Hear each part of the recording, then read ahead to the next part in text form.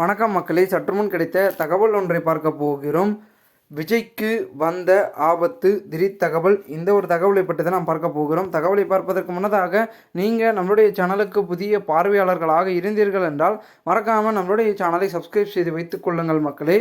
தற்பொழுது தமிழக வெற்றி கழகத்தின் தலைவர் விஜய், நடிகருமான விஜய் அவர்கள் தற்பொழுது கட்சியில் மிகப்பெரிய அளவில் ஒரு படைபலத்தை திரட்டி 2 மாநாட்டை வெற்றிகரமாக முடித்து பிரச்சார பயணத்தையும் தொடங்கினார். அதில் கரூரை நோக்கி சென்ற பொழுது தற்பொழுது துயர சம்பவம் நடந்தது. 41க்கும் மேற்பட்டோர் உயிரிழந்த சம்பவத்தால் தற்பொழுது அந்த பரப்புரையை தற்காலிகமாக தடுத்து நிறுத்தியிருக்கிறார்.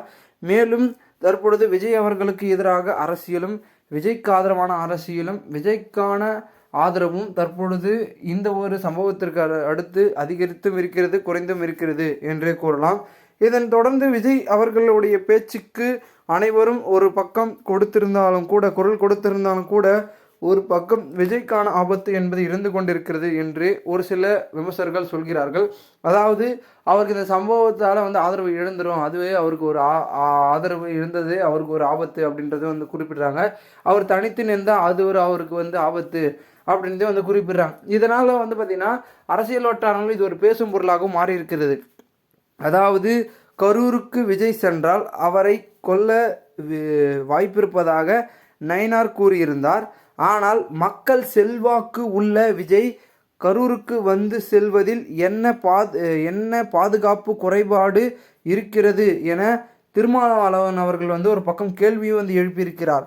அதாவது சிபிஐ விசாரணையை தாவேகா கோருவது ஏன் என்று வினவியுள்ளார். ஒரு பக்கம் நயினார் தமிழக பாஜக தலைவராக தேர்ந்தெடுக்கப்பட்டு 4 மாதங்களாகியும் அண்ணாமலையே தலைவர் போல் செயல்படுவதாக அவர் ஒரு பக்கம் பார்த்தீங்கன்னா பாஜகவையும் தாவேகாவையும் பார்த்தீங்கன்னா ஒரு பக்கம் இணைக்கும் பட்சத்தில் இவருடைய பேச்சுக்கள் இருக்குது.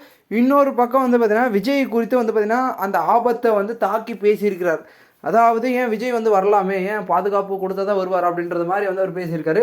அப்கோர்ஸ் கொடுத்து தான் ஆகணும். ஏன்னா பார்த்தீங்கன்னா இதுக்கப்புறம் அவருக்கு அந்த பாதுகாப்பு மூலமாக பார்த்தீங்கன்னா மற்ற விஷயங்களையும் அவர் தவிர்ப்பார்.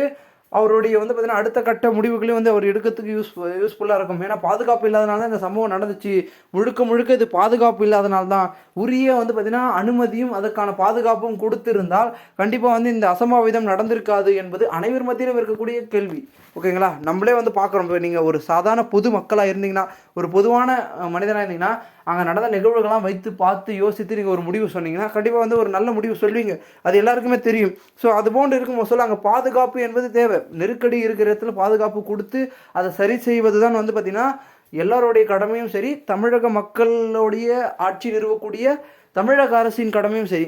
ஸோ அதை தான் பார்த்திங்கன்னா குறிப்பிட்டு இந்த சம்பவங்கள் நமக்கு சுட்டி காட்டியிருக்கிறது. அதனால் பாதுகாப்பு கிடைத்தால், அதற்கான அனுமதி கிடைத்தால் நான் வருவேன் அப்படின்னு விஜய் இருக்கிறாரு. ஸோ அவர் பாதுகாப்பு இல்லாமல் வந்தால் அவருக்கு ஆபத்தா அப்படின்ற மாதிரி விமர்சனங்களும் ஒரு பக்கம் முன்வைக்கிறாங்க. இதனால் விஜய்க்கு ஆபத்து என்பது இதன் மூலமாக தெரிகிறது அப்படின்றதே பார்த்திங்கன்னா குறிப்பிட்டிருக்கிறார்கள். ஸோ பொறுத்திருந்து பார்க்கலாம் என்ன நடக்கிறது என்பதை. மேலும் இந்த ஒரு தகவலை குறித்த பொதுமக்கள் உங்களுடைய கருத்துக்களை கூறுங்கள். இதுபோன்று நீங்கள் அரசியல் சார்ந்த நிகழ்வுகளாம் தினசரி தெரிந்து கொள்ள நம்மளுடைய சேனலை சப்ஸ்கிரைப் செய்து வைத்துக் கொள்ளுங்கள்.